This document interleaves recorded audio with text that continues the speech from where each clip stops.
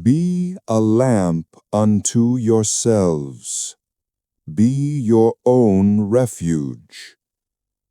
This was the Buddha's final instruction to his disciples, and it's one of his most cherished teachings in the modern world.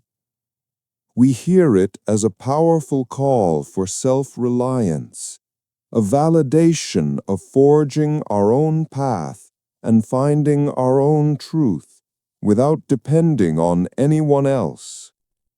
But it's crucial to remember who he was speaking to. This wasn't his first teaching, it was his last. He said this to his closest disciples, men and women whom he had personally guided, trained, corrected, and mentored for 45 years. His final message wasn't, "You never need a teacher." It was a profound declaration of trust.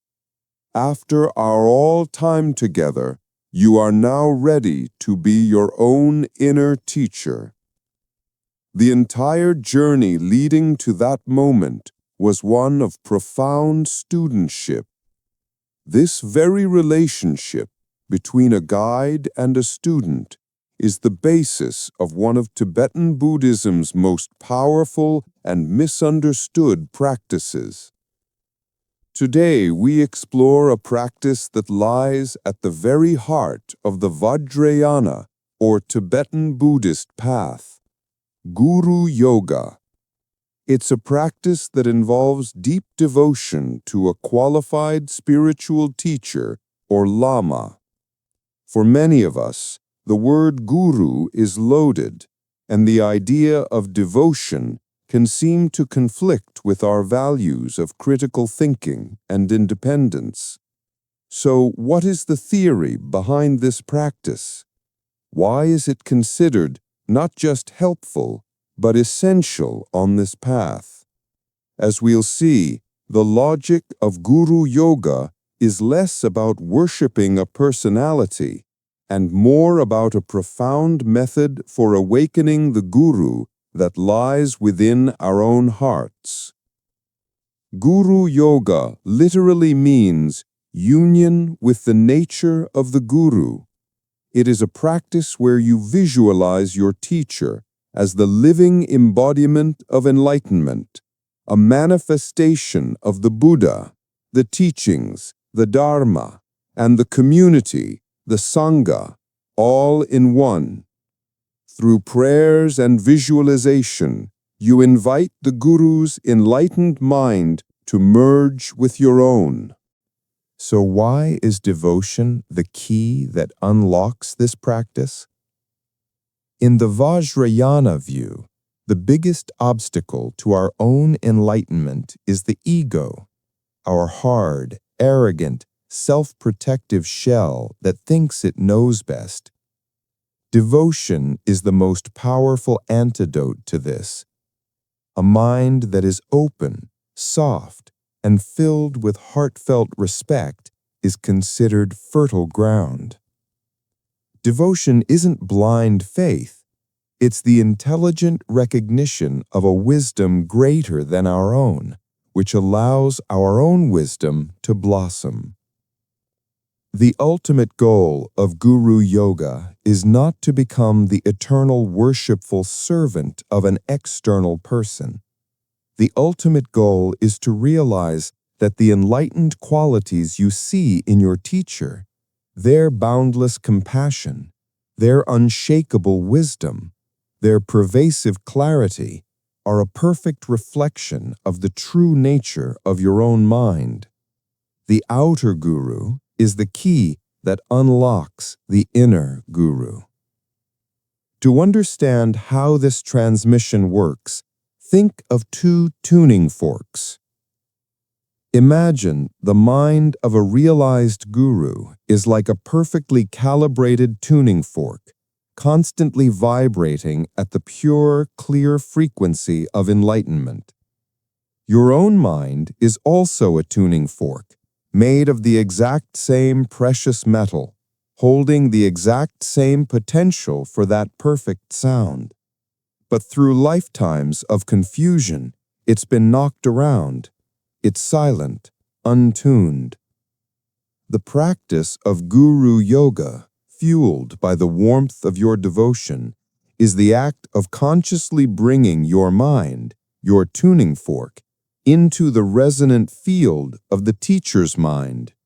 Through a spiritual principle of sympathetic resonance, the clear vibrations of the teacher's mind awaken the exact same dormant vibration in your own. The teacher isn't giving you something you don't have.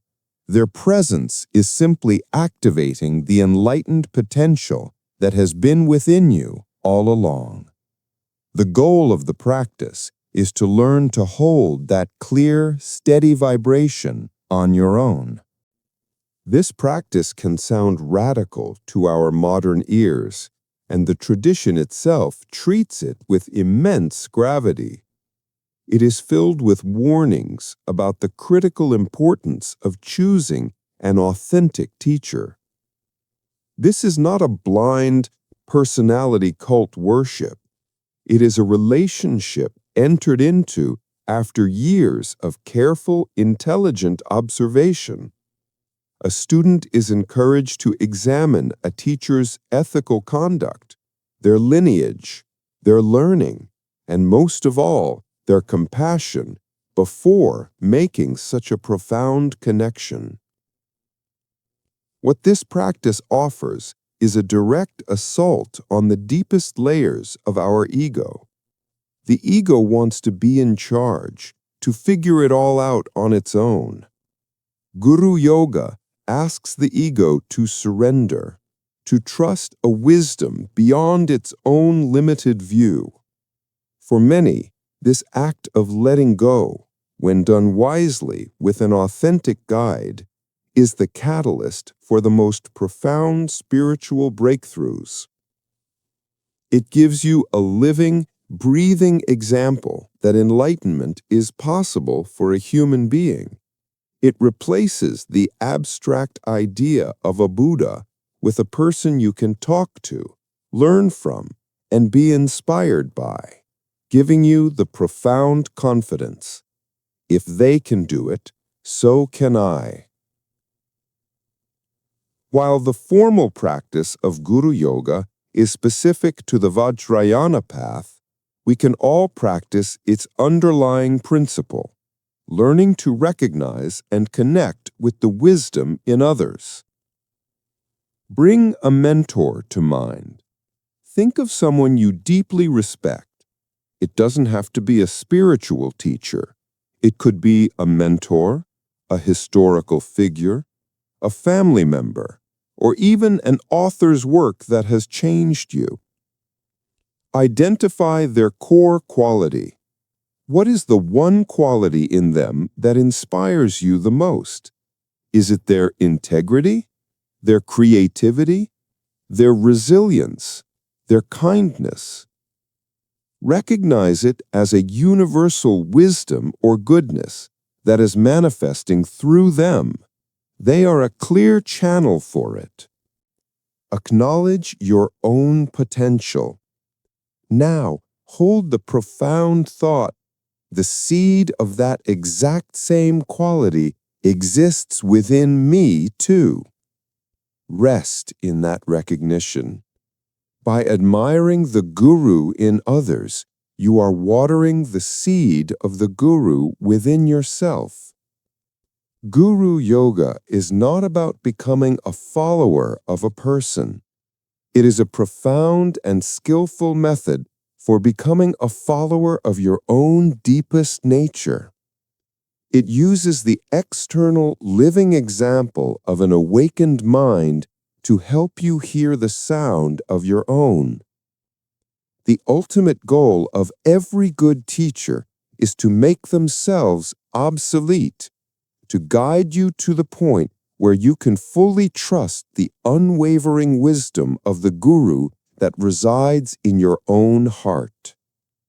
What role have teachers or mentors played in your life, in any field?